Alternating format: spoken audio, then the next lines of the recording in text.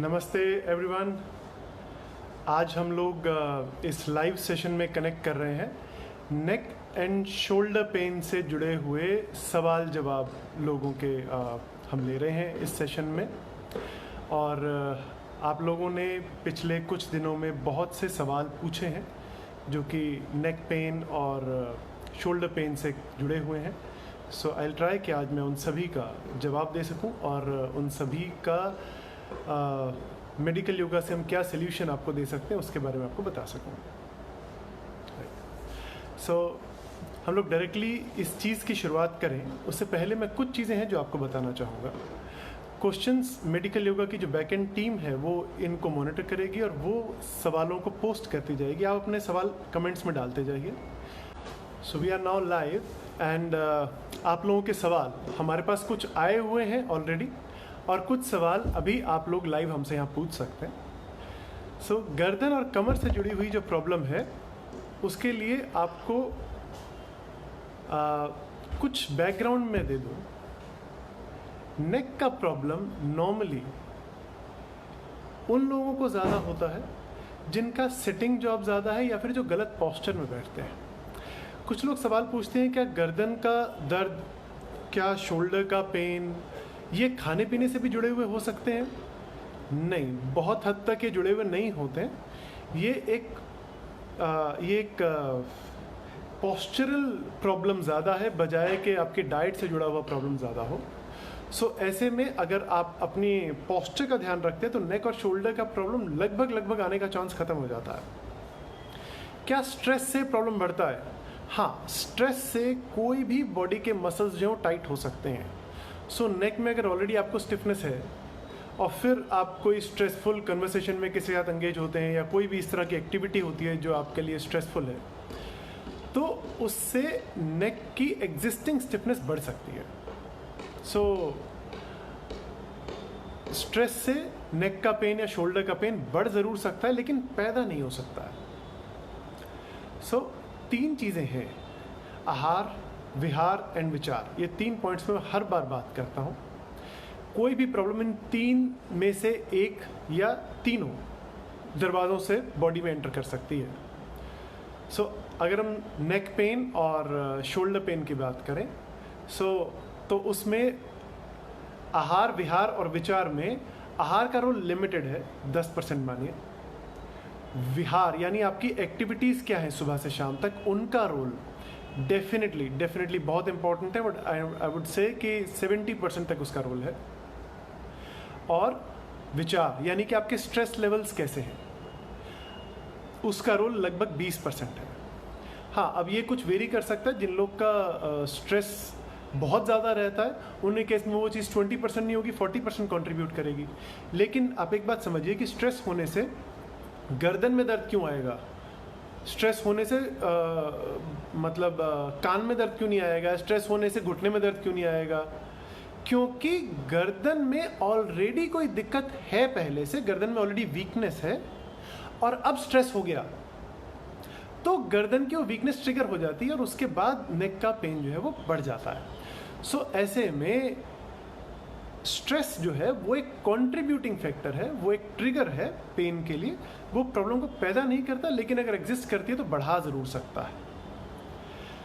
सो आहार, विहार और विचार, ये तीनों चीज़ों का आपको ध्यान रखना ज़रूरी है जब आप कोई भी प्रॉब्लम को सॉल्व कर रहे हो। एक्चुअल में कोई भी हेल्थ इशू को जब आप सॉल्व करते हैं तो आपको इन तीनों पॉइंट्स पे ध्यान देना चाहिए।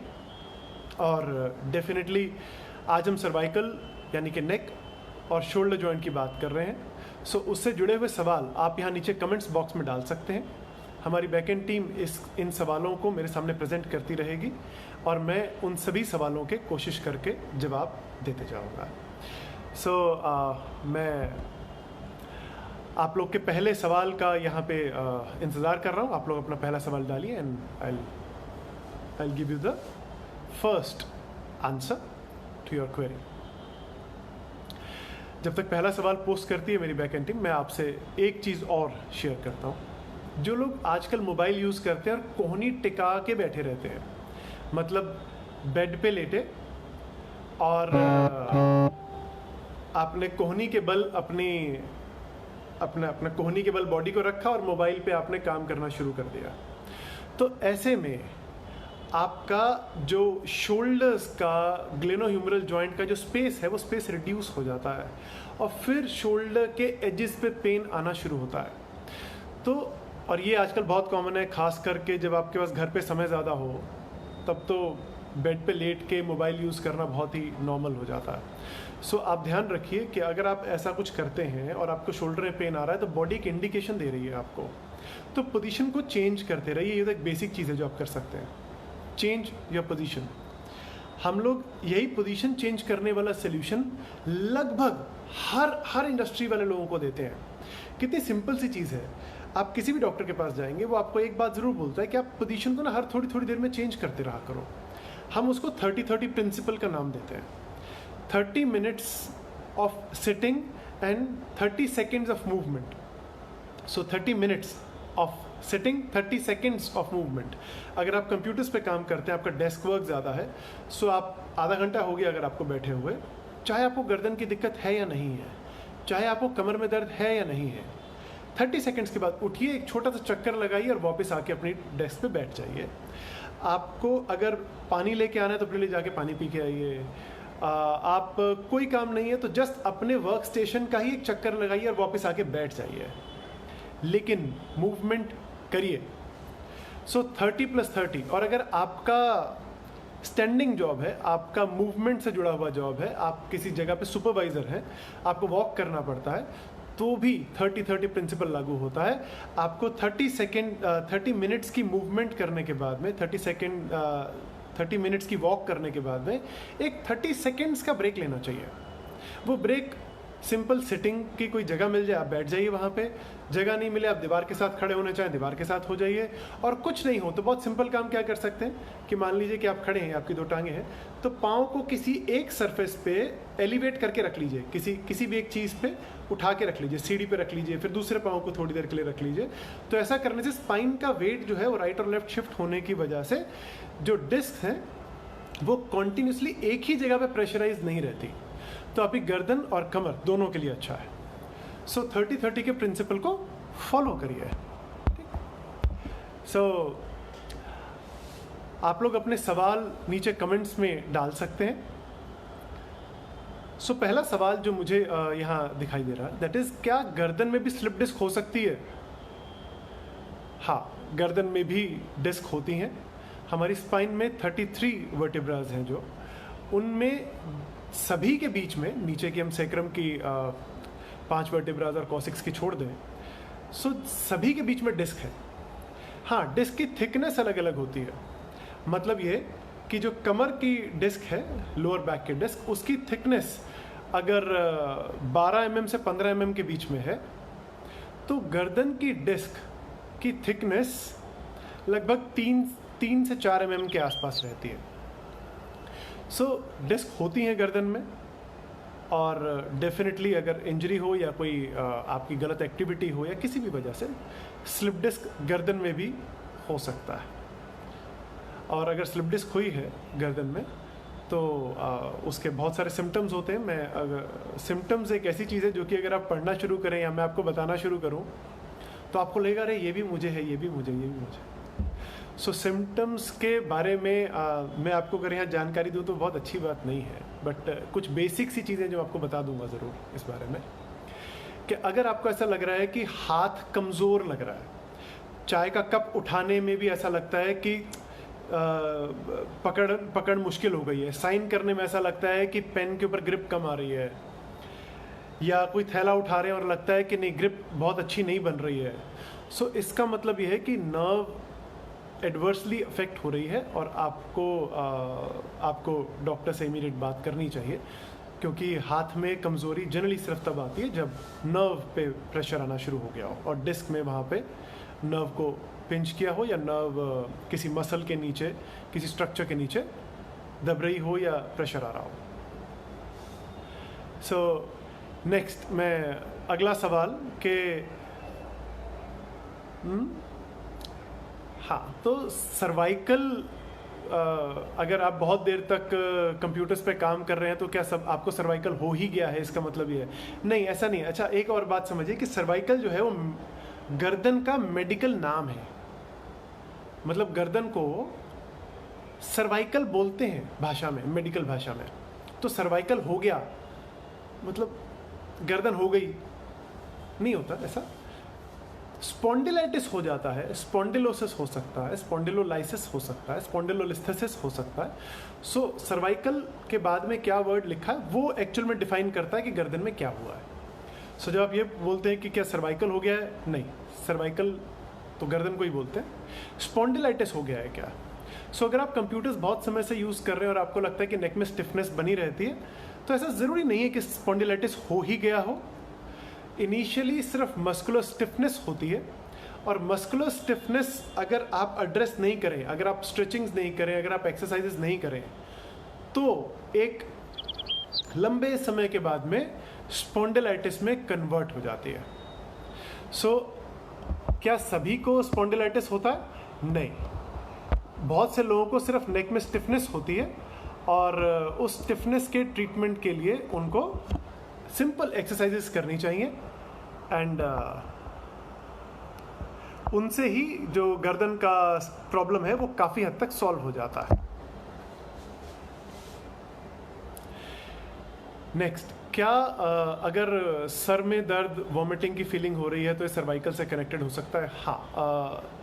चक्कर आना, खास करके जब आप बेड से उठते हैं और आपको चक्कर सा एकदम महसूस हो, तो इसकी वजह होती है कि नेक की जो ऐसी एक मसल जो कान के पीछे की तरफ होती है वो टाइट अगर हो जाए, सो आपके कान के पीछे एक यूं समझ लीजिए कि कटोरी है जिसके अंदर तेल रखा हुआ है, और आपको याद है आप एक वो बचपन में वो दो बच्चे हाथ पकड़ के और वो गोल गोल घूमते हैं, किकली बोलते थे जिसको, तितली की तरह घूमना, किकली करना।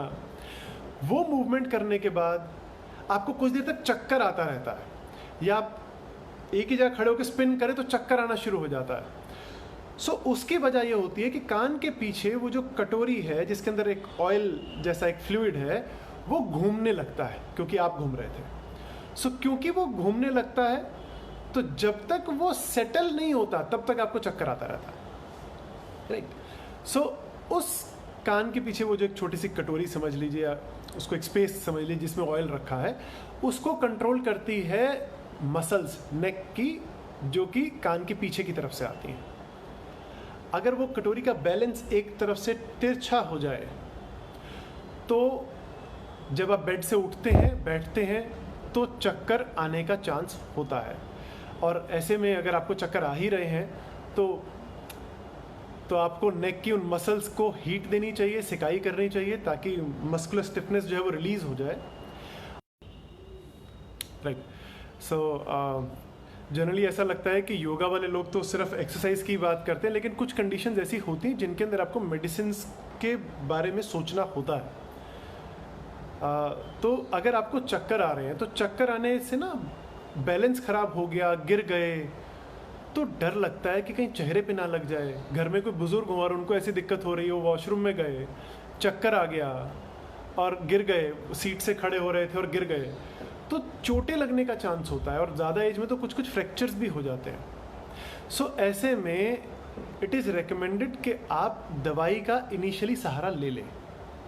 सो चक्कर बंद करने के लिए जो जनरली दवाइयाँ आती हैं आपके फिजिशियन आपको बताएंगे। I will not share the name of the medicines here, but इसके लिए बहुत सिंपल छोटी छोटी टेबलेट्स आती हैं, वो आप एक आध दो बार ले लीजिए और फिर एक्सरसाइज के काम पे लग जाइए, ताकि लाइफ में दोबारा कभी भी ये मसल टाइट नहीं हो।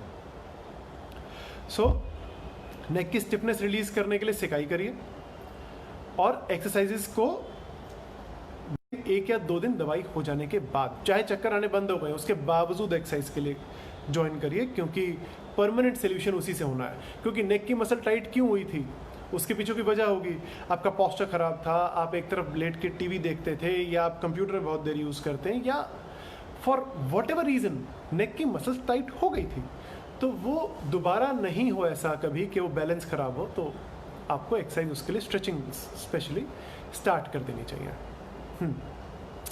अच्छा, so the next thing is के नेक्स्ट सवाल आ रहा है कि अगर गर्दन का कर्वेचर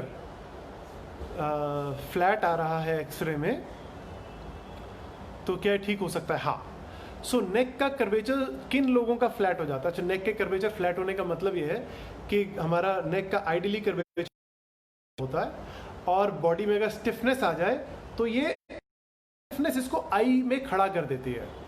सो आइडियली सी होता है, बट स्टिफनेस आ जाए तो ये आई में खड़ा हो जाता है ऐसा। सो नेक की मसल्स की स्टिफनेस की वजह से सर्वाइकल का जो लॉर्डोसिस है, जो सर्वाइकल का कर्वेचर है, वो फ्लैट हो जाता है। तो ऐसे में आपको मस्कुलर स्टिफनेस को रिलीज करने के लिए एक्सरसाइज करनी चाहिए। और क्या करना चाहिए? एक तो सिकाई कर लीजिए, सिंपल सा काम है, हीटिंग पैड लगाइए या पानी की बोतल या जेल पैक कुछ भी आप यूज़ कर सकते हैं, उससे नेक की मसल्स की स्टिफनेस कम हो जाती है। और उसके अलावा एक सर्वाइकल रोल लगाइए। सर्वाइकल रोल का मतलब होता है, मैं आपको एक छोटा सा एक एग्जाम्पल देता हूँ। यहाँ एक कुशन रखा है मेरे पास में, मैं वो लेके आता हूँ और आपको दिखाता हूँ। सो ये एक सिंपल कुशन है।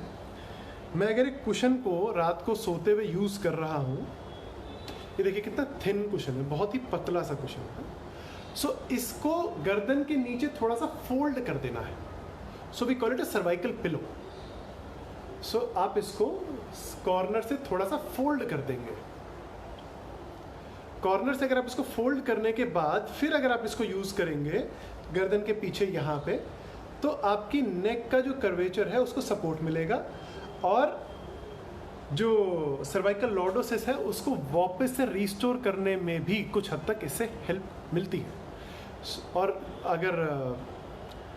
अगर आप पिलो यूज़ करते हैं, जो भी आप फाइबर का यूज़ करते हो या पॉलीफिल का यूज़ करते हो, उसको यूज़ करने की बजाय एक कॉटन का टाल यूज़ करिए, या फिर ये जो मैंने आपको पिलो दिखाई बहुत हार्ड कॉटन का बना हुआ कुशन है, राइट। सो हर किसी घर में हार्ड कॉटन के कुशन्स नहीं होंगे, मैं मान लेता हूँ।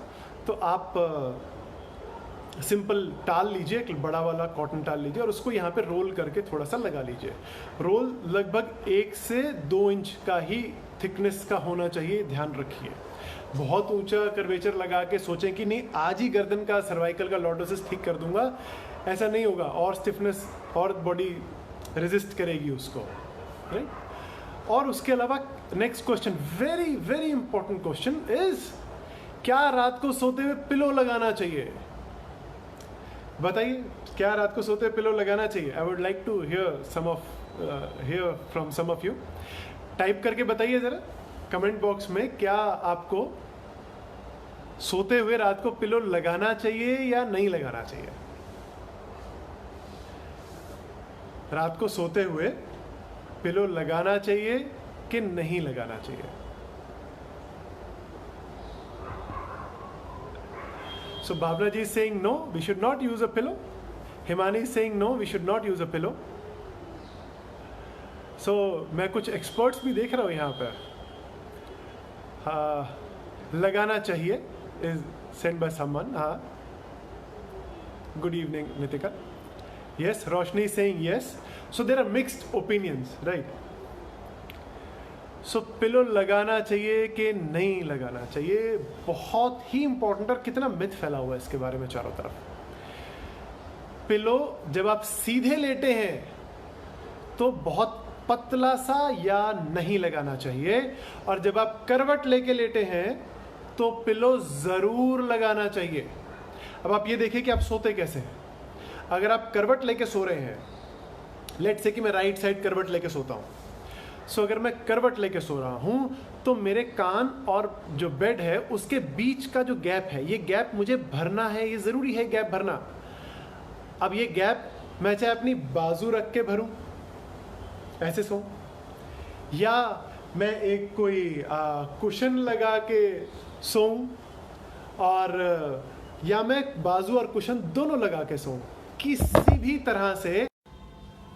और अगर ये गैप नहीं भरा गया है तो गर्दन लटकेगी, और अगर गर्दन लटकेगी तो आपको गर्दन की मसल्स में स्टिफनेस महसूस होगी ही, दर्द महसूस होगा ही, पक्की बात है। सो रात को सोते हुए पिलो लगाना चाहिए। Most of the people lie down on one side, बहुत कम लोग ऐसे होते हैं जो सीधे लेटते हैं। सो जो लोग करवट लेके लेटे हैं उनको पिलो लगाना चाहिए। अब जो लोग सीधे लेटते हैं, क्या उनको पिलो लगाना चाहिए?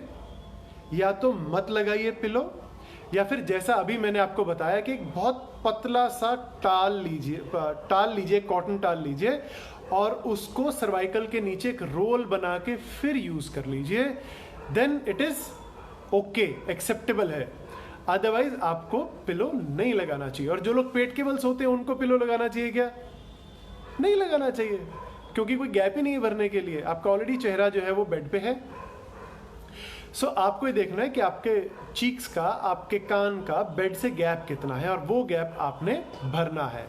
That's it. सो आपका अगला सवाल क्या है, मैं यहाँ पे देखना चाहूँगा चैट बॉक्स में। मेरी टीम से आई विल रिक्वेस्ट कि आप क्वेश्चंस पोस्ट कर दीजिए अभी इसमें, और so I will start answering more questions है। नेक्स्ट, जो लोगों का एक बहुत कॉमन सवाल हमें लोग ओपीडी में पूछते हैं जब यहाँ ट्रीटमेंट के लिए आते हैं, तो उनका एक सिंपल सा सवाल ये होता है, क्या अगर मैं कंप्यूटर्स पे काम करता हूँ तो क्या मैं काम दोबारा से रिज्यूम कर पाऊँगा? क्योंकि गर्दन में इतना दर्द है आज कि मुझे तो ऐसा लगता है कि मुझे शायद ये काम ही मैं आगे कभी कर नहीं पाऊँगा, मैं शायद इस जॉब के लिए मिसफिट हूँ। तो ऐसे में आपको समझना ज़रूरी है कि एक बार अगर आपकी गर्दन का कर्वेचर, गर्दन की स्टिफनेस, गर्दन का पेन निकल गया, नॉर्मल हो गया, तो दोबारा तो वो नहीं आएगा जब तक आप गलत एक्टिविटी नहीं करेंगे। सो लेट से कि आपकी ऑक्यूपेशनल हैजर्ड है कि गर्दन पे जोर पड़ता ही है, सो वी रेकमेंड कि आप हफ्ते में एक दिन, मतलब हफ्ते में एक दिन तो एक्सरसाइज कर लोगे कम से कम। अब इससे कम क्या बार्गेनिंग करेगा कोई कि हफ्ते में एक दिन तो एक्सरसाइज कर लीजिए। अगर हफ्ते में एक भी दिन आप एक्सरसाइज करते हैं तो बॉडी का एक बहुत सिंपल सा फॉर्मूला है, it restores the natural behaviour very quickly. So जो नेचुरल बिहेवियर था बॉडी का, उसको आपने लेट से खराब करने में 10 साल नौकरी कर करके गर्दन स्टिफनेस करी है आपने, तो वापस लाने में 10 साल नहीं लगेंगे। हाँ, 10 हफ्ते ज़रूर लग सकते हैं बॉडी को, और उसमें भी इनिशियली अगर आप थोड़ा सा ध्यान ज़्यादा देंगे तो बॉडी कुछ दिनों में ही ठीक हो जाएगी। 10 दिन में रिकवरी दिखती है, ऑलमोस्ट 2 महीने, 2.5 महीने के एफर्ट। सो पूरी तरह से बॉडी का नेचुरल बिहेवियर रिस्टोर किया जा सकता है और लाइफ में दोबारा पेन नहीं आता है। सो राजेश ने पूछा है एक सवाल, looking forward to hear remedies for the frozen shoulder, I am unable to move my left arm backwards. जी, सो कंधे से जुड़ी हुई अगर हम प्रॉब्लम के बारे में डिस्कशन अभी यहाँ पे लें, so the elbow is also frozen, elbow is also frozen. So Rajesh, elbow frozen नहीं होती है फ्रोजन शोल्डर में, सिर्फ शोल्डर फ्रोजन होता है। हाँ, लेकिन पीछे की तरफ एल्बो बेंड नहीं हो पाती है। It does not mean the elbow is frozen, it only means that the shoulder is not allowing the extension movement at the shoulder joint, उसकी वजह से एल्बो पीछे मुड़ नहीं पा रही है। Started gradually after a fall, since past 3 months it has become severe and there is pain all the time. So Rajesh, and everybody who is suffering from frozen shoulder, ये बात समझिए, फ्रोजन शोल्डर एक लगभग 2 साल का एक cycle है, आता है और चले जाता है, आया और चला गया। इसके पीछे 2 ही रीज़न नोन है आज तक मेडिकल साइंस को, 2 मेजर रीजंस नोन है। एक है डायबिटीज़, अनकंट्रोल्ड हो, शुगर ज़्यादा हो। दूसरा कोई इंजरी या झटका, शोल्डर पे किसी ने कोई हिट कर दिया, आप टकरा गए, गिर गए, तो सो एनी इंजरी और diabetes, these are the only 2 major reasons for frozen shoulder. अब राजेश बता ही रहे हैं कि उनको कंधे पे चोट लगी थी और उसके बाद से फ्रोजन शोल्डर होना स्टार्ट हुआ है। सो राजेश ध्यान रखिए, अगर शुगर है तो उसको कंट्रोल में रखिए, नहीं है तो बहुत ही अच्छी बात है। फ्रोजन शोल्डर का इलाज एक्सरसाइज है। जितना शोल्डर को आप इमोबाइल करेंगे, इमोबाइल का मतलब है मूवमेंट नहीं करेंगे, उतना जल्दी ये बढ़ेगा, क्योंकि इसके नाम में ही फ्रोजन है। अगर हलचल होगी तो कंधा गर्म रहता है, राइट। सो अगर आप कंधे को चला रहे हैं आगे पीछे, रनिंग मूवमेंट में, up and down, what ever your body is allowing, हाथ ऊपर नहीं जाना अलाउ कर रही, कोई बात नहीं, रनिंग कर सकते हैं बैठे हुए, हाथ चला सकते हैं बैठे हुए, या स्पेसिफिक एक्सरसाइजेज आप मेडिकल योगा की आके सीख सकते हैं। सो जितना कंधा चलता रहेगा उतना जल्दी ठीक हो जाएगा। सो फ्रोजन शोल्डर का इलाज इंजेक्शन से कराना लास्ट ऑप्शन। और आजकल तो एक और होता था, पहले एलोपैथी में एक ट्रीटमेंट होता था, उसमें कंधे के अंदर इंजेक्शन देके ना जोर से कंधे को चला देते थे, वो तो आजकल डॉक्टर्स ने ही करना बंद कर दिया है। सो ये इस तरह के इलाज ना करके एक्सरसाइज पे ध्यान लगाइए। एक्सरसाइज करने से जो आपका लेट से 1.5 से 2 साल का साइकिल है, ये घट के 2 महीने 3 महीने का रह जाएगा। आप ऑलरेडी 3 महीने से फ्रोजन शोल्डर से परेशान है, आपने लिखा है इसमें। सो आई वुड रिकमेंड कि आप लगातार 3 महीने एक्सरसाइज करिए शोल्डर्स की। आप यहाँ मेडिकल योगा सेंटर पे भी आके सीख सकते हैं, ऑनलाइन सेशन बुक करके उसमें भी सीख सकते हैं, और नहीं तो अपने पड़ोस में कोई आपके फिजियोथेरेपी सेंटर होगा, वहाँ पे भी जाके सीख सकते हैं। सो एक्सरसाइज सीख के उसको 3 महीने लगातार करिए, दिन में सुबह और शाम, और आपका ये प्रॉब्लम सिग्निफिकेंटली इंप्रूव हो चुका होगा। 80% चले जाना चाहिए। और फ्रोजन शोल्डर इंप्रूव कर रहा है कि नहीं कर रहा है, कैसे पता लगे? तो इसका एक ही क्राइटेरिया है। हाथ में एक पेंसिल पकड़िए और दीवार के ऊपर कहाँ तक हाथ जा रहा है उस पर निशान लगा दीजिए, तारीख डाल दीजिए, और फिर 10 दिन बाद दोबारा चेक करिए क्या हाथ और ऊपर गया, फिर 10 दिन बाद और चेक करिए क्या हाथ और ऊपर गया। ये क्राइटेरिया आप सेट करेंगे तो आपको पता लगेगा कि हाँ, फ्रोजन शोल्डर में इंप्रूव कर रहे हैं। राइट। सो मोहित ने पूछा है, when pain persist then we should do exercise और नॉट? यस। सो अगर पेन हो रहा है, परसिस्ट कर रहा है, तो एक्सरसाइज करनी चाहिए या नहीं? So Mohit, when I talk about exercise I mean medically designed exercise. I am not talking about a general Surya Namaskar. I am not saying कि आप गरुड़ आसन में खड़े हो जाओ और उससे गर्दन और शोल्डर का प्रॉब्लम ठीक होता है। When I talk about exercise I am particularly talking about medically designed exercise, medical exercises. किसी को भी ये बात ध्यान रखनी चाहिए, बहुत ही इंपॉर्टेंट सवाल है। किसी को भी ये बात पता होनी चाहिए कि अगर आपको कोई मेडिकल प्रॉब्लम है तो आपको मेडिकल योगा करना चाहिए। अगर आपको कोई मेडिकल कंडीशन है तो मेडिकली उसको ट्रीट करना चाहिए। जनरल योगा से आप मेडिकल प्रॉब्लम को सॉल्व करें, ये ना मतलब तब होता है जब कोई ऑप्शन ही अवेलेबल नहीं है, कुछ तो करना है तो चलो जनरल योगा कर लेते हैं, वो एक अलग बात है। But otherwise when you have a medical condition you should do medical yoga. So अब पेन परसिस्ट कर रहा है तो एक्सरसाइज करनी चाहिए कि नहीं करनी चाहिए? एक्सरसाइज को रीडिज़ाइन करवा लेना चाहिए एक बार एक्सपर्ट से, अगर उन्होंने डिज़ाइन करी है तो। अगर उन्होंने एक्सरसाइज डिज़ाइन नहीं करी और अगर आप खुद कर रहे हैं एक्सरसाइजेस, जनरल एक्सरसाइजेस कर रहे हैं और पेन हो रहा है, बंद कर दीजिए एक्सरसाइज, इमीडिएटली बंद कर दीजिए एक्सरसाइज, 100% रोक दीजिए एक्सरसाइज। बॉडी एक सिग्नल दे रही है, उसको सुनना है और रिस्पेक्ट करना है। सो ये बात भी मैं हर अपने वेबिनार में, हर अपने सेमिनार में, हर अपनी हेल्थ टॉक में सबको बताता हूं। Always listen and respond to the signals of a body. Listen and respond. Body के सिग्नल्स को सुनो, बॉडी क्या कह रही है। बॉडी बोल रही है पेन है, अरे तो सुनो बॉडी को, कह रही है पेन है। बॉडी बोल रही है थक गई गर्दन, अरे तो रुक जाओ, थोड़ी देर ब्रेक ले लो कंप्यूटर से। आपको बॉडी बोल रही है कि मैं ना 3 माला सीढ़ी चढ़ने के बाद में सांस फूल जाता है, अरे बॉडी सिग्नल दे रही है ध्यान दो। सांस फूलना इज अ सिग्नल, पेन होना is a signal. So body ने सिग्नल दिया एक्सरसाइज करते हुए पेन का, respond to it, respond to it, stop that exercise. So body के सिग्नल्स को सुनना है और रिस्पेक्ट करना है, और बॉडी का सिग्नल डॉक्टर की बात से भी बड़ा है। इस चीज को ध्यान रख के एक्सरसाइज करिए। Right. So next question Ajay ने पूछा है, after operation there is pain in the knee after 1 year ago, what is the remedy? So Ajay, आपको जो घुटने में पेन है, ये आज के टॉपिक से अलग है। ये टॉपिक नी वाला, आज हम नेक और शोल्डर में बात कर रहे हैं। बट स्टिल, अगर घुटने में पेन है और 1 साल से ज़्यादा हो गया है, तो या तो कुछ मसल्स नी के अराउंड पूरी तरह से रिपेयर नहीं हुए हैं, रिपेयर मतलब स्ट्रेंथ नहीं आई है पूरी तरह से उनमें, या फिर ऑपरेशन होने में भी कुछ प्लस माइनस हो सकता है। आपको अपने लोकल फिजियो से, लोकल डॉक्टर से बात करनी चाहिए, और सेकेंड या थर्ड ओपिनियन भी लेने का कंसिडर करना चाहिए ऐसे में। सो मेडिकल योगा ने दोबारा से सवाल पूछा है मेरी टीम ने। Anjali Khanna ask, frozen shoulder can pull arm back pain and leads to headache and back pain. So मैं इस सवाल का मतलब ये समझ रहा हूँ कि फ्रोजन शोल्डर में क्या आर्म और हेड में और बैक में पेन हो सकता है? हाँ, होता है।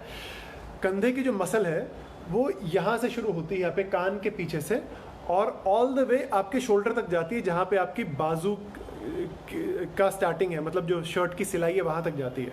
सो ये मसल अगर टाइट हो जाए, सो ये शोल्डर से लेके हेड की बैक साइड सारे इसे वो कनेक्ट करती है। तो ये बाजू को भी रिस्ट्रिक्ट कर सकती है, नेक को भी रिस्ट्रिक्ट कर सकती है, और सर के पीछे की तरफ भी पेन कर सकती है। और फ्रोजन शोल्डर के केसेस में हम ये बहुत कॉमनली देखते हैं कि कंधे में स्टिफनेस आने के बाद में सर्वाइकल का पेन, सर्वाइकल स्पॉन्डिलोसिस का पेन ट्रिगर हो जाता है। सो दोनों चीज़ों का ट्रीटमेंट पे फोकस करना चाहिए, नेक का भी ट्रीटमेंट होना चाहिए और शोल्डर का भी ट्रीटमेंट आपको ऐसे में करवाना चाहिए। मतलब you should go and talk to the expert and he will take care of rest of the things. You can definitely come to Medical Yoga Center, or you can also consider booking an online session for that. So thank you Roshni. Next question, Meena Kocher ji has asked, मेरी team थोड़ी सी slow सवाल पूछ रही है, सो मैं लोगों के सवाल सीधे पढ़ के उनके जवाब दे रहा हूँ। I have much pain in shoulder and arms, can it be cured? I can't do exercise.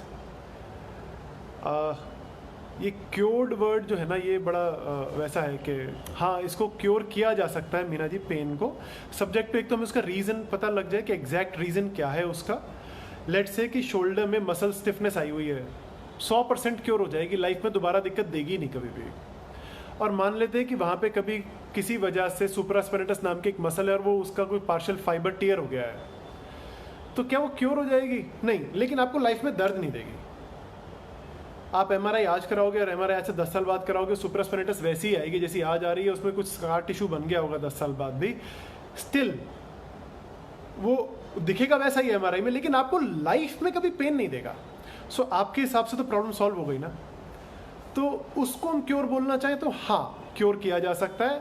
और आप एक्सरसाइज नहीं कर सकते तो एक्सरसाइज या तो आपके लिए ठीक से डिज़ाइन नहीं हुई, क्योंकि एक्सरसाइज की बहुत सारी डिग्रीज होती हैं। बहुत फर्स्ट लेवल की, बेसिक लेवल की एक्सरसाइज आप ज़रूर कर सकते हो। हम तो ये मानते हैं कि बेड पे लेटा हुआ पेशेंट भी एक्सरसाइज कर सकता है, बस उसके हिसाब से एक्सरसाइज डिज़ाइन होनी चाहिए। तो एक्सरसाइज तो करी जा सकती है। तो हमारे को अगर वो डिज़ाइन करने के लिए और एक पायदान नीचे के लेवल पे डिज़ाइन करनी हो तो भी हम करें, लेकिन करनी तो चाहिए डिज़ाइनिंग। और एक्सरसाइज आप करोगे तो रिजल्ट तो आएगा, फॉर श्योर पॉजिटिव रिजल्ट आएगा। और जब तक आप ये नहीं कर सकते तब तक दो चीज़ें हैं जो आप कर सकते हो। एक है अल्ट्रासोनिक, जो कि एक ब्यूटी इक्विपमेंट है, ऑनलाइन मिलता है। जनरली हमारे हिंदुस्तान में फिजियोथेरेपिस्ट बहुत यूज़ करते हैं इस इक्विपमेंट को, तो आप अल्ट्रासोनिक का इस्तेमाल कर सकते हो। ऑनलाइन मशीन ऑर्डर करके अपने लिए भी ले सकते हो, और उससे 5 मिनट की अल्ट्रासोनिक करी हुई आपको हेल्प दे सकती है। उसके लिए बहुत सारे ऑनलाइन ट्यूटोरियल्स अवेलेबल हैं। नहीं तो आप हमारे सेंटर पे हमारे नंबर पे कॉल कर लीजिए and we will give you some tips कि आप उसके लिए क्या कर सकते हो। Number is 9891 24 34 44, 9891 24 34 44। आप इस पर बात करेंगे, आज नहीं, अभी तो सारी टीम बिजी है। आप इस पर मैसेज करके छोड़ दीजिए एंड मैं किसी को बोल दूंगा सेंटर से, they will call you back and they will give you some details कि आप इसको कैसे यूज़ कर सकते हैं। सो रमा जी नमस्ते, राजेश जी नमस्ते। Mayank, can slip disc happen in neck also? Yes Mayank, मैंने अभी इस सवाल का अभी पहले जवाब दिया था। गर्दन में भी स्लिप डिस्क हो सकती है, और गर्दन की डिस्क थोड़ी सी छोटी होती हैं कमर के मुकाबले, लेकिन स्लिप डिस्क हो सकता है। अच्छा, अभी इसके ऊपर एक इंटरेस्टिंग बात आपको बताता हूँ। बहुत से लोगों को फैंसी योगा पोस्चर्स करने का शौक होता है। फैंसी योगा पोस्चर्स का मतलब क्या हुआ? When I say fancy, it means photogenic poses, it means दिखाने के लिए करने वाले आसन। आप अपनी साधना में जितने मर्जी डिफिकल्ट आसन करिए, वो अलाउड है, वो आपके लिए है, आपकी पर्सनल डेवलपमेंट के लिए है। फोटो में ये आसन अच्छा आता है, या अगर मैंने शीर्षासन कर लिया तो ही मतलब ना, तो ही मैंने कुछ अचीव करा, शीर्षासन करे बिना तो कुछ हुआ ही नहीं। एंड दादा वे शीर्षासन कर लिया मतलब मेरा तो योग सिद्ध हो गया। ऐसे बहुत सारे लोगों की भ्रांतियां हैं। तो शीर्षासन से जुड़ी हुई आपको बात बता दूं, हमारी गर्दन की डिस्क पे जब आप गलत एंगल में शीर्षासन कर लेते हैं तो डिस्क स्लिप हो सकती है। सो फैंसी पोजेस करने से पहले थोड़ा सा ध्यान दीजिए। गर्दन में डिस्क होती हैं और स्लिप हो सकती हैं और लॉन्ग टर्म प्रॉब्लम दे सकती हैं। हाँ, thank you Himani. Ajay, thank you. So another question is Ashok Gupta has asked, I'm 64 years and I'm having cervical stiffness or neck, especially in the morning, and frozen, and the shoulder also pain in the morning. Further, I have vibration and palpitation in brain as well. Okay. Is it interconnected? How to treat these problems? So Ashok ji, cervical की stiffness सुबह के समय पे बहुत से लोगों को इसलिए होती है कि या तो उनका गद्दा ठीक नहीं है सोने के लिए, या उनका सोने का पोस्चर ठीक नहीं है. सो जैसा कि मैंने अभी इस वीडियो में पहले बताया है कि सोने के टाइम पे पिलो कैसे लगाना चाहिए, आप अभी हम इस वीडियो को पोस्ट कर देंगे फेसबुक पे, तो आप उसको पीछे जाके उस वीडियो में देख लीजिएगा कि पिलो लगाने का तरीका क्या होता है ठीक तरह से. तो रात को ठीक पिलो लगाएंगे तो सुबह के समय पे स्टिफनेस नहीं होती है. दूसरा, अगर आपका मैट्रेस ठीक नहीं है तो भी ऐसा हो सकता है. बहुत से लोगों के मैट्रेसेस पुराने हो जाते हैं और वो सैग करने लगते हैं. सैग का मतलब ये है कि ऐसे बोट जैसे बन जाते हैं बहुत से लोगों के मैट्रेसेस. अब इसका मतलब ये नहीं है कि जब तक मैट्रेस बोट जैसा नहीं दिखाई दे रहा है तब तक आप मैट्रेस को मानोगे कि ठीक ही है. मैट्रेस का बाउंस बैक अगर ख़त्म हो गया है मतलब मैट्रेस में जान नहीं बची है, आप बदल दीजिए मैट्रेस को. सो जनरली हम ये प्रिंसिपल फॉलो करते हैं कि अगर कॉयर फोम का मैट्रेस है, नारियल का और फोम का अगर आपके यहाँ पे मैट्रेस है, तो उसकी लाइफ 3 से 5 साल होती है. और हर हाल में 5 साल में कॉयर फोम का मैट्रेस चेंज हो जाना चाहिए. और आपने चाहे ऑर्थोपेडिक मैट्रेस खरीदा हो, चाहे बहुत अच्छा, चाहे बहुत ही अच्छा मैट्रेस खरीदा हो, 5 साल उसकी लाइफ होती है कॉयर फोम के मैट्रेस की. और हार्ड मैट्रेस अच्छा है क्या, ये सवाल बहुत से लोग पूछते हैं. बहुत से लोग सवाल पूछते हैं क्या हार्ड बेड कैसा होना चाहिए, हार्ड मैट्रेस कैसा होना चाहिए. So when a doctor says hard bed, he does not mean कि आप जमीन पे जाके सो जाओ.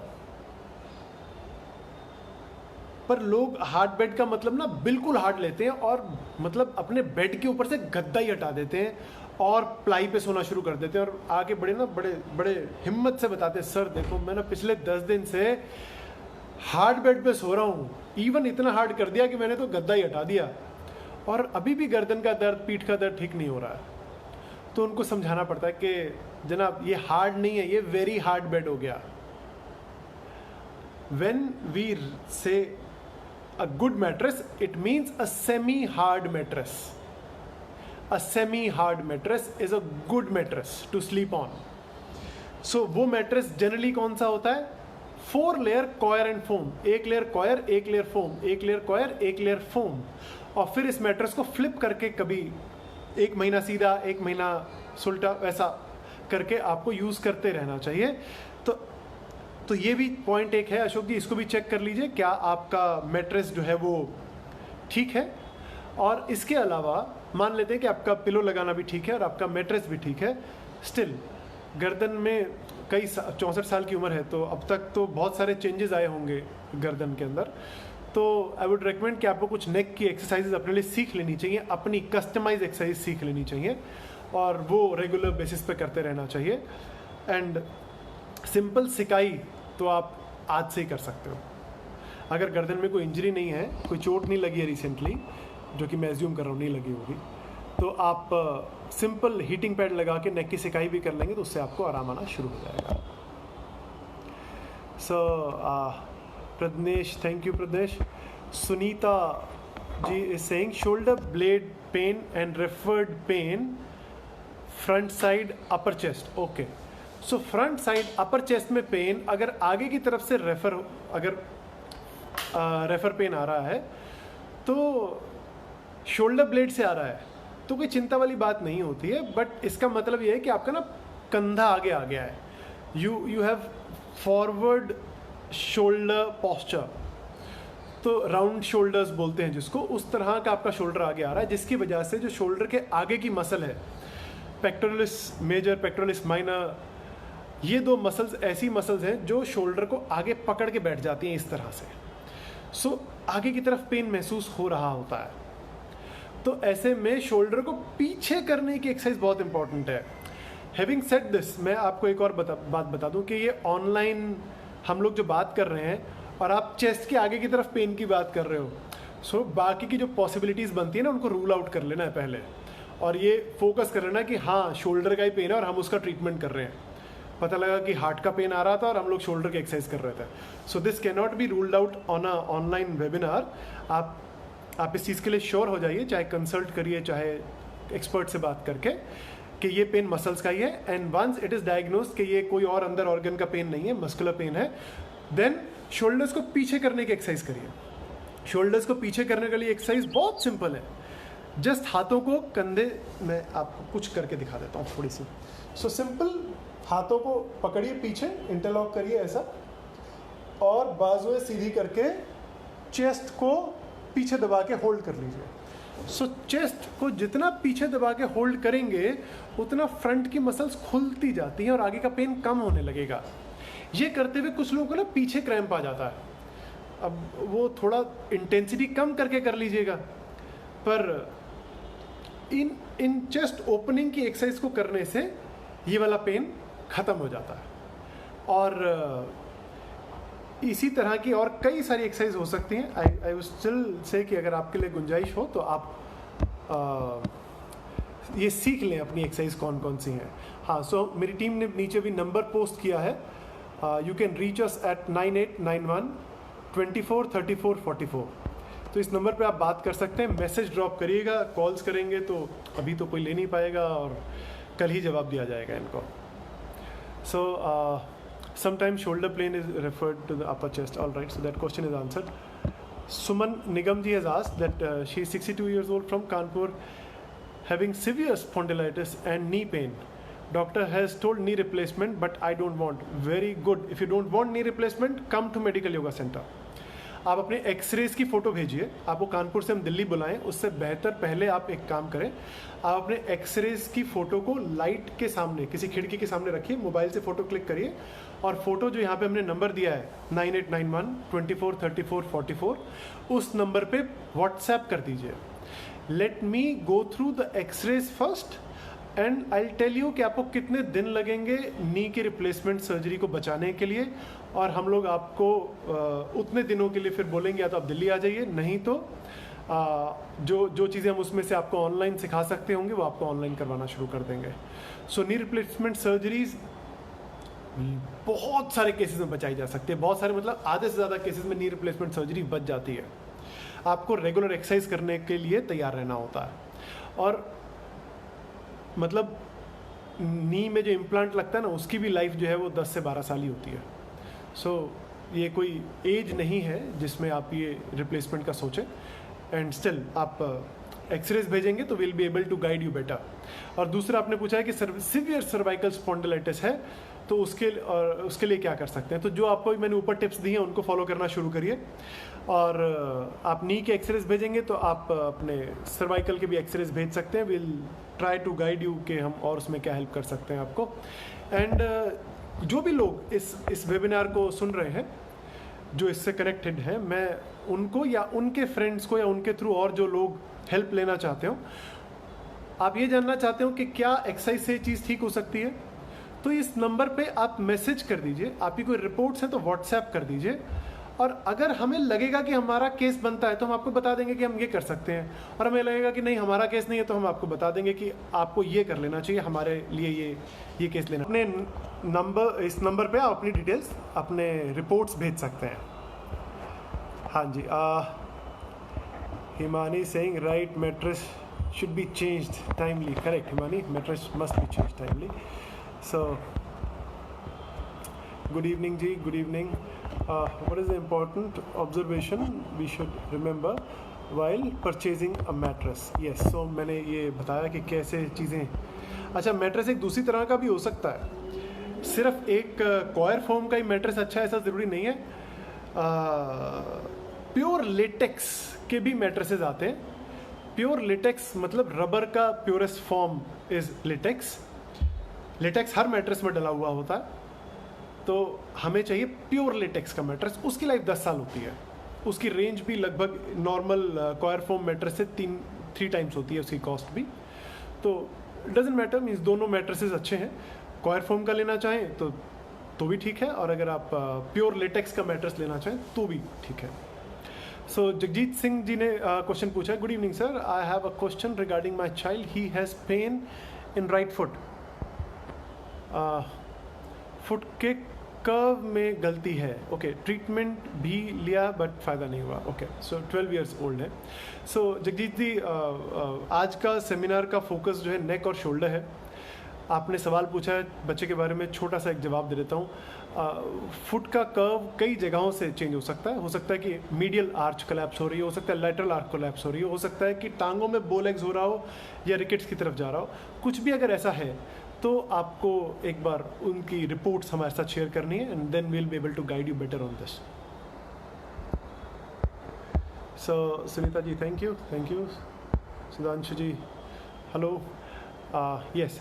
सो नेक्स्ट जो एक इम्पॉर्टेंट चीज़ है और लोग इसकी तरफ बहुत बार नज़रअंदाज कर देते हैं उसको, वो है आपके मोबाइल को पकड़ने का पोस्चर क्या होना चाहिए। कितने लोगों को जानना है कि मोबाइल को कैसे पकड़ें यार कि गर्दन पे दर्द नहीं हो, मोबाइल कैसे दिन भर इस्तेमाल करें कि नेक का जो प्रॉब्लम है वो नहीं आए। कितने लोगों को जानना है, ज़रा एक बार मेरे को कमेंट बॉक्स में येस लिख के भेज दीजिए, सो थोड़ा सा पुश मिल जाएगा कि हाँ आप लोग को वाकई में इस सवाल का जवाब चाहिए। नहीं तो खुश हैं अपने मोबाइल के पोस्चर से तो भी ठीक है, मतलब आज नहीं तो कल ट्रीटमेंट के लिए तो जाना पड़ेगा फिर ऐसे में। सो ज़रा एक बार मैं देखना चाह रहा हूँ कितने सारे लोग हैं जो मैसेज बॉक्स में यस लिख के भेज सकते हैं, जो वाकई में चाहते हैं कि मोबाइल पकड़ने का ठीक पोस्चर क्या होना चाहिए। महंगे से यस फॉर श्योर मीन्स हाँ सही बात है महंगे, ये कोई सवाल है क्या जानना ही है ना, मतलब ये तो हर किसी को पता ही होना चाहिए। हाँ, सो मोबाइल का ठीक पोस्चर क्या होना चाहिए। सो ये मेरे हाथ में मेरा एक मान लीजिए मोबाइल है। So if I am holding a mobile phone, अगर मैं इसको सारा दिन आगे गर्दन झुका के देखूंगा, सो एक कंडीशन होती है medically, we call it text neck बोलते हैं। मतलब मोबाइल से जुड़ी हुई एक मेडिकल कंडीशन एग्जिस्ट करती है। जो लोग टेक्सटिंग करते रहते हैं सारा दिन, उनकी प्रॉब्लम को बोला गया टेक्स्ट नेक। सो ये प्रॉब्लम होती है जब आप गर्दन को बहुत देर तक नीचे झुकाए रखते हैं। So let me again do a quick demonstration.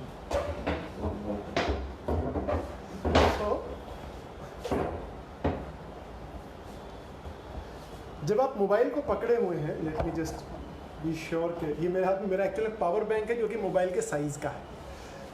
सो अगर मैं मोबाइल को यूज़ कर रहा हूँ और मेरी गर्दन ऐसी है सारा दिन, तो पक्का है कि ये मसल्स आज नहीं तो कल टाइट होने ही वाले हैं और मतलब ट्रीटमेंट कराना ही पड़ेगा। और इससे बचने के लिए क्या करना है, दूसरे हाथ की कोहनी को फोल्ड करके ऐसा लगाना है, राइट हैंड की एल्बो को हाथ पे टिकाना है, and then you have to use your mobile phone like this. So आपकी राइट हैंड की कोहनी लेफ्ट हैंड पे रेस्ट करेगी ऐसा, और अगर ये ऐसा रेस्ट कर रही है तो आपकी गर्दन का पोस्चर ठीक रहेगा ही। बहुत सिंपल है। और अगर ये नहीं होगा तो ये ऐसा हो जाएगा। तो उसके पीछे एक इंपॉर्टेंट रीजन होता है मोबाइल फोन। सो क्या करना है, कोहनी के ऊपर, कोहनी को हाथ के ऊपर टिकाना है और इस पोजीशन में होल्ड करना है, राइट। सो अगर आप इतना सा ध्यान रखते हैं कि ये सारे सवाल जो है ना बहुत सारे लोगों के होते हैं। किसी को गर्दन का दर्द है तो उसका सवाल होगा, किसी को शोल्डर पेन है तो उनके यही सवाल होंगे जो आप अभी पूछ रहे हैं। तो इस वीडियो के लिंक को अपने उन दोस्तों के साथ या फैमिली मेम्बर्स के साथ शेयर कर दीजिए जिनको शायद इसकी ज़रूरत होगी। सो शेयर दिस, आप अपनी टाइमलाइन पे भी शेयर करिए, आप अपने और लोगों को इसके बारे में बताइए। अच्छा, तो सुधांशु जी आस्किंग के मेडिकल योगा का कोर्स ऑनलाइन या ऑफलाइन मोड पे कर सकते हैं क्या। सुधांशु जी, हम लोग मेडिकल योगा के कोर्सेज़ को बहुत जल्दी रीलॉन्च करने वाले हैं। हमने पिछले 1 साल से, ऑलमोस्ट 1 साल से कोई कोर्स नहीं करा, तो we were occupied in doing a lot of other stuff. Patients का नेक पेन पे फोकस, बैक पेन पे फोकस बहुत ज़्यादा होने की वजह से अभी हम लोग पिछले कुछ समय से कोर्स नहीं कर पाए, तो अब करेंगे। इस साल डेफिनेटली कोर्स होने वाला है। सो आप अपनी डिटेल्स जो हैं वो यहीं आप हमारी पर्सनल विंडो पे डाल दीजिए, एंड वील इन्फॉर्म यू जैसे ही हमारा मेडिकल योगा का कोर्स लॉन्च होगा.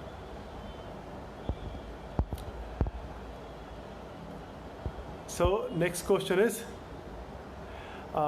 बहुत चक्कर आते हैं, वॉमिटिंग भी लगती है. ये तो ये सर्वाइकल का सिम्टम होता है जब बहुत सारे चक्कर आ रहे हैं और जब आपको वॉमिटिंग की फीलिंग होती है. ये एक स्टैंडर्ड सर्वाइकल स्पॉन्डिलाइटिस का सिम्टम हो सकता है. सो ऐसे में जब चक्कर आते हैं, तो मैंने बात पहले कर ली है अपने वीडियो में, उसको जाके सुन लीजिए एक बार. और वॉमिटिंग के लिए, अच्छा वॉमिटिंग ना आती नहीं है, एक्चुअल बात है, आपने लिखा है कि वॉमिटिंग के बारे में, बट द फैक्ट इज के सर्वाइकल के केसेस वॉमिटिंग आती नहीं है. वो तब आती है एसिडिटी हो रही हो, जब कोई और दिक्कत हो. सर्वाइकल केस में सिर्फ प्यूकिश फील होता है, वॉमिटिंग नहीं आती है. सो अगर आ रही है तो सर्वाइकल की वजह से होने का चांस कम है, एसिडिटी की वजह से होने का चांस ज़्यादा है. सो एक बार आप अपना पेट भी ध्यान दीजिए, क्या पेट ठीक रहता है. मैं अब इस वेबिनार को इसके अंतिम पड़ाव की तरफ ले जा रहा हूँ. और एक दो सवाल जो अभी फ़िलहाल लोगों ने यहाँ नहीं पूछे, लेकिन मुझे पता है कि जब लोग ओपीडी में आते हैं तो वो सारे सवाल पूछ ही रहे होते हैं. सो गर्दन का प्रॉब्लम से क्या आंखों में भारीपन आ सकता है? हाँ, आ सकता है, क्योंकि जो नेक का रीजन है, इस पूरे हिस्से की एनर्जी सप्लाई पीछे की तरफ से आगे की तरफ होती है, पीछे की तरफ से आगे की तरफ होती है. सो बहुत से लोगों को यहाँ दुखता है, बहुत से लोगों को आंखों में दुखता है, बहुत से लोगों को यहाँ दुखता है, बहुतों को पीछे दुखता है, और कुछ लोग का तो इवन नॉस्ट्रल्स बंद होते हैं, और उसकी वजह होती है नेक की स्टिफनेस होना. सो अगर आप नेक की स्ट्रेचिंग्स करते हैं, नेक की एक्सरसाइज करते हैं, तो आपका ये प्रॉब्लम सॉल्व हो सकता है. और डेफिनेटली उसके लिए आपको एक्सरसाइज जो है, when I talk about exercise I talk about medically designed exercise, right. So वो एक्सरसाइज आपको करनी चाहिए. इसके अलावा लास्ट क्वेश्चन जो मैं अभी आपको एक अपने आप से जवाब देना चाह रहा हूँ, वो ये है कि अगर कभी भी आपको ऐसा लगता है कि आपके हाथ में नमनेस आ रही है, टिंगलिंग हो रही है, तो इसके लिए अलर्ट हो जाइए. ये नर्व के इम्पिंजमेंट का सिम्टम हो सकता है, और उसके लिए आपको इमीडिएटली बात करनी चाहिए और एक्सरसाइज करके उसको ठीक कर लेना चाहिए. नीलेश जी ने एक सवाल पूछा है, right posture for students while studying. Nilesh, बहुत बढ़िया सवाल है, और इसका जवाब देने के लिए ना मुझे आधा घंटा चाहिए, क्योंकि पॉस्चर बेड का अलग होगा, बेड पे बैठ के पढ़ाई करी जा सकती है, उसका एक तरीका है. स्टडी टेबल पे बैठ के पढ़ाई की जा सकती है, उसका एक अलग तरीका है. लेट के पढ़ाई की जा सकती है, उसका एक अलग तरीका है. सो उस पर हम पूरी तरह से एक अलग से वेबिनार ही करना चाहेंगे, तो उसको I would like to focus fully on the posture of students while studying, क्या होना चाहिए. अभी ब्रीफली आपको एक बात बता देता हूँ कि हम घर के बड़े लोग जो है ना, बच्चों के पीछे पड़े रहते हैं कि 90 डिग्री सीधा होकर बैठो, पीठ सीधी रख के बैठो, बिल्कुल सीधा बैठो. अरे गलती है, सीधा नहीं बैठ सकते. 100 डिग्री पे पीछे बेंड होके बैठना है, सीधा बैठना. 100 डिग्री पे 90 डिग्रीज बैठने की बजाय अगर आप 100 डिग्री पे बैठते हैं, पीठ टिका के बैठते हैं, उसको सीधा बोलते हैं. 90 डिग्री बैठेंगे तो गर्दन कमर अकड़ जाती है, और स्पिरिचुअल गेन के लिए थोड़ी आप उस समय उसको ध्यान लगा के बैठा रहे हैं जो 90 डिग्री बैठाना है. 90 डिग्रीज पे तब बैठाना चाहिए जब आपको मेडिटेशंस करनी है, जब आपको स्पिरिचुअल गेन्स कर रहे हैं, जब आपके कुछ और पर्पज़ है. अदरवाइज कमर की डिस्क ही थक जाएगी सीधा बैठे बैठे, क्योंकि सारा बॉडी का वेट उसी पे आता रहेगा. और जैसे ही आप उसको 100 डिग्री करेंगे, 95 से 105 डिग्री के बीच में कुछ भी चलता है, आपकी कन्वीनियंस पे है. जैसे ही आप उसको 100 डिग्री करेंगे तो बॉडी वेट जो है पीछे कुर्सी ले लेगी, और आपकी डिस्क हेल्दी रहती है ज़्यादा समय तक. सो पहली बात तो ये. दूसरा ये कि जो हमारा डेस्क होता है, स्टडी टेबल जो होती है, वो ना कंपनी बनाती है एक ही हाइट का बनाती है. सारी कंपनी एक ही हाइट का बनाती है, और वो चाहती है कि मुझ जैसा 6 फुट का आदमी भी उस पर बैठ के पढ़ ले, और 4 फुट का बच्चा बैठ के भी उस पर पढ़ाई कर ले. वो एक ही चीज़ को स्टडी टेबल बोलती हैं. डाइनिंग टेबल की अगर आप हाइट की बात करो तो एक ही हाइट है, 6 फुट के बंदे के लिए भी और 3 फुट वाले के लिए भी. अरे कैसे पॉसिबल है ये चीज़? सो आपको अपनी बॉडी के हिसाब से हाइट को एडजस्ट करना चाहिए। और आइडियल हाइट क्या होती है? अच्छा, तो आपको आइडियल हाइट आपकी बता देता हूँ।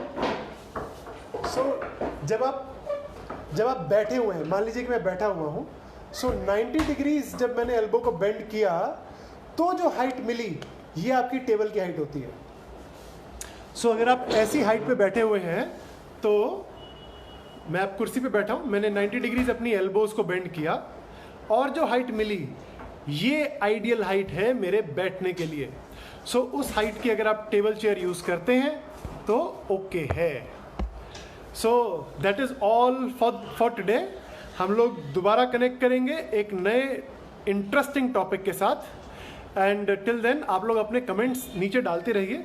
हम लोग बाद में भी इस वीडियो को और लोगों के साथ शेयर भी करेंगे और आपके कमेंट्स के जवाब भी देने की कोशिश करेंगे। Thank you so much for connecting. नमस्ते।